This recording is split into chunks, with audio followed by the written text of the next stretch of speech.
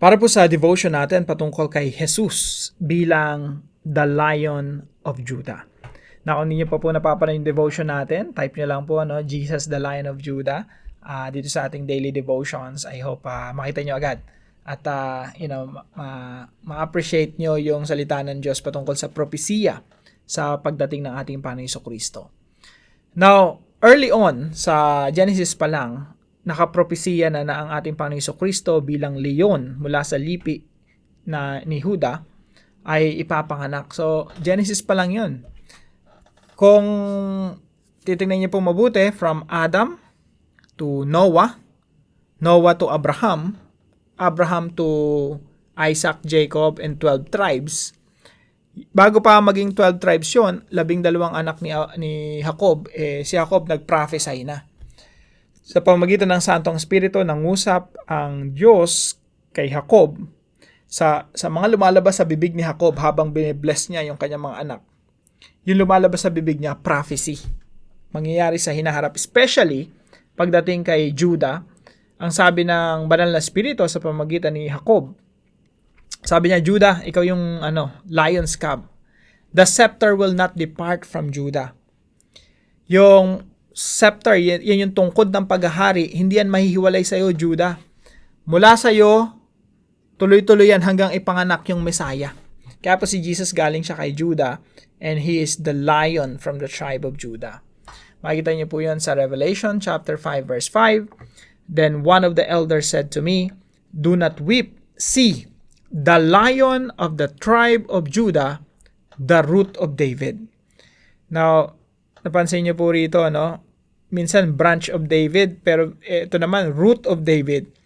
So, dito talaga pinapakita kung gaano kadakila yung Messiah. Si Jesus, hindi lang siya galing kay David, si David mismo galing sa kanya. The root of David. Ugat ni David. So, dito po sa Genesis 49:10, yung scepter na po yan, yung setro ng tungkod ng hari, tuloy-tuloy po yan hanggang sa ipanganakang Messiah. Now, may mga interesting verses po sa Bible. For example, Psalm 45:6. Dito po sabi, "Your throne, O God, will last forever and ever. O scepter, a scepter of justice will be the scepter of your kingdom." Now, dito po, ang ina-address dito, supposed to be, yung hari. Here the king is addressed as God's representative. Kasi yun naman talaga yung context. Pero pag binasa niyo mabuti yan, ang nagsasalita po dyan, Diyos Ama, at ang kausap, Diyos Anak. Yan po yung fulfillment niyan, yung katuparan niyan. At sinasabi ng Diyos Ama, your throne, ang kausap niya yung anak your throne, O God, tinatawag niyang God yung anak. Ibig sabihin, Diyos Ama, Diyos Anak. Kaya naniniwala tayo sa Trinity Diyos Anak, Diyos Ama, Diyos Anak, at Espiritu Santo. So sabi ng Diyos Ama, doon sa Diyos Anak, your throne, O God, will last forever and ever. A scepter of justice will be the scepter of your kingdom. Paano po natin nalaman at na-confirm na ang Diyos Ama ang nagsasalita rito? Makikita niyo po yan sa Hebrews chapter 1 verse 8. Sabi dito, but about the Son. So kausap ng Diyos Ama yung Son. He, the Father, says, your throne, O God, will last forever and ever. A scepter of justice will be the scepter of your kingdom. So dito, sinasabi ng Diyos Ama sa Diyos Anak, yung trono mo, yung kaharian mo, it will last forever. Walang katapusan yan. A scepter of justice will be the scepter of your kingdom. Hanggang sa Revelation po yan, makikita niyo po, Lion of the tribe of Judah. So, tuloy-tuloy po yung istorya na yan. Wala po yung putol. Now, yung New Testament po, nagsimula yan sa the genealogy of Jesus the Messiah, the son of David. Ibig sabihin, yung Messiah galing kay David, si David galing kay Judah. So, yan po yung lineage. Now, may mga pagdating po rito sa Hebrews 1:8 at yung binasa nating verse dito kanina, kung interested po kayo, pwede niyo pong panoorin yung title ay, "Si Jesus ba ay Diyos?" ang isang talata na dapat mong malaman. So, dito po tinalakay natin yon. Pinag-aralan natin dito yon, no? Pwede nyo na lang pong i-search. Now, sa makatuwid, dito sa Genesis 49:10, si Jesus Christ rito, talagang nakatakda ng magkatawang tao. Yung Diyos anak ay nakatakda na magkatawang tao at maghari bilang leon sa lipi ni Huda. At ang kasunod po niyan, sabi rito, hanggang sa ang Shiloh ay dumating.